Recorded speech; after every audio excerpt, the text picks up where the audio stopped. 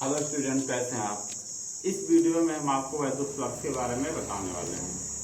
वैद्युत फ्लक्स वैद्युत क्षेत्र का गुण होता है।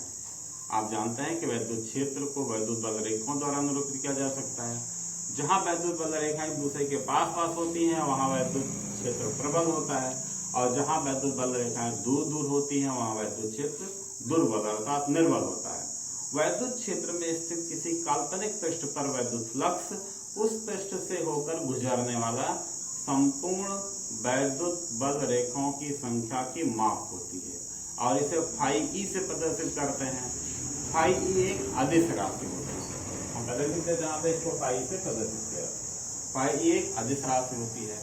अब मान लेते हैं कोई असमान वैद्युत क्षेत्र है, उस असमान वैद्युत क्षेत्र में कोई एक काल्पनिक पृष्ठ स्थित है। बना लेते हैं एक कोई काल्पनिक पृष्ठ है, इसमें एक असमान वैद्युत क्षेत्र है,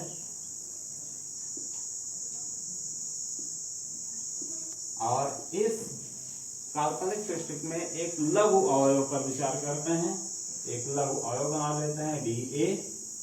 ये लघु अवयव डी ए इतना लघु है कि इसको एक समतल माना जा सकता है, और उस समय इस समतल में जो वैद्युत क्षेत्र है वो भी एक समान माना जा सकता है। डी ए का क्षेत्रफल सदिश डी ए पर डाले गए लंब जिसकी दिशा बाहर की ओर है, यानी बाहर की ओर डाले गए लंब की दिशा होगी, यहाँ लिख देते हैं डी वेक्टर ए हो गया।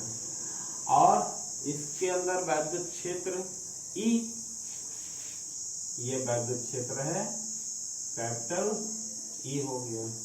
तो इनका स्केलर गुण अर्थात vector E dot d vector ए अवयव से होकर गुजरने वाला वैद्युत फ्लक्स कहलाता है, और इसको व्यक्त करते हैं फाई ई से। इस समय संपूर्ण पृष्ठ से होकर जाने वाला वैद्युत flux phi E is equal to क्या बनेगा, सरफेस इंटीग्रल ए। इसको कहा जाता है सरफेस इंटीग्रल पृष्ठ समाकल vector E dot d vector ए, vector E dot d vector ए।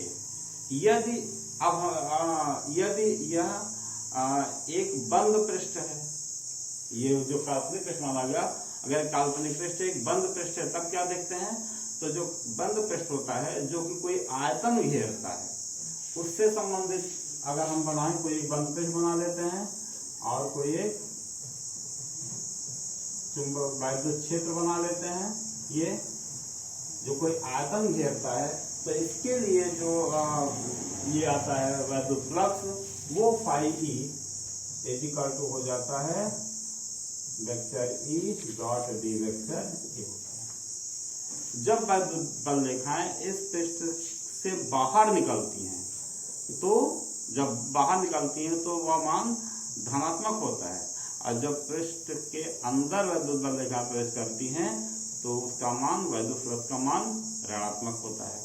यदि वेक्टर ई और डी वेक्टर ए, यानी वेक्टर ई और डी वेक्टर ए के बीच का कोण थीटा बन रहा है, तो vector E dot d vector A is equal to E d A into cos theta आएगा।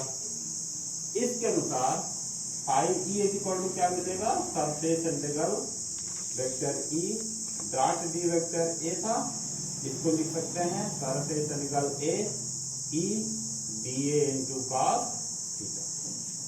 यहां तक आया समझ में। इसके बाद अगर करते हैं तो फाई ई इक्वल टू यहाँ पे ई कॉस थीटा को बाहर ले लेते हैं, तो surface integral A into D A बचता है। सरफेस इंटीग्रल ए डी ए बराबर क्या होता है, पूरे पृष्ठ का क्षेत्रफल। यहाँ लिख लेते हैं A D A equal to A, तो फाई ई इक्वल टू आ जाएगा E A into cos theta. अब थीटा का भिन्न भिन्न मान आएगा तो फाई ई की भिन्न भिन्न वैल्यू प्राप्त हो जाएगी। ये अगर इसे स्केलर गुण के रूप में लिखते हैं तो phi E equal to vector E dot vector A आएगा, तभी तो E A into cos theta ये प्राप्त होगा। इसके बाद इसकी हमको लिखना है यूनिट, यानी फाई ई का मात्रक, तो लिखते हैं फाई ई का मात्रक। फाई ई का मात्रक लिखेंगे तो क्या आएगा, ई का मात्रक इंटू ए का मात्रक। ई वैद्युत क्षेत्र की तीव्रता है, ए क्या है, पृष्ठ का क्षेत्रफल है। तो अगर तीव्रता का मात्रक लिखते हैं तो तीव्रता का मात्रक क्या आएगा, न्यूटन प्रति कूलम। तो लिखते हैं न्यूटन बटे कूलम। और फिर ए का मात्रक है तो आ जाएगा मीटर स्क्वायर। तो क्या आ गया, newton metre square into coulomb -1। यह है फाई का मात्रक। अगर विमीय सूत्र लिखना है तो लिख देते हैं फाई ई का विमीय सूत्र। फाई ई का विमीय सूत्र तो क्या होगा, न्यूटन बल का विमीय सूत्र mLT-2। तो लिखते हैं mLT-2 बटे कूलम यानी आवेश की का विमीय सूत्र होता है AT। तो रहेगा AT इंटू मीटर स्क्वायर यानी L2 हो जाएगा। इसको सॉल्व करते हैं तो आ जाएगा mL3T-3A-1। ये आपका प्राप्त होता है फाई ई का विमीय सूत्र।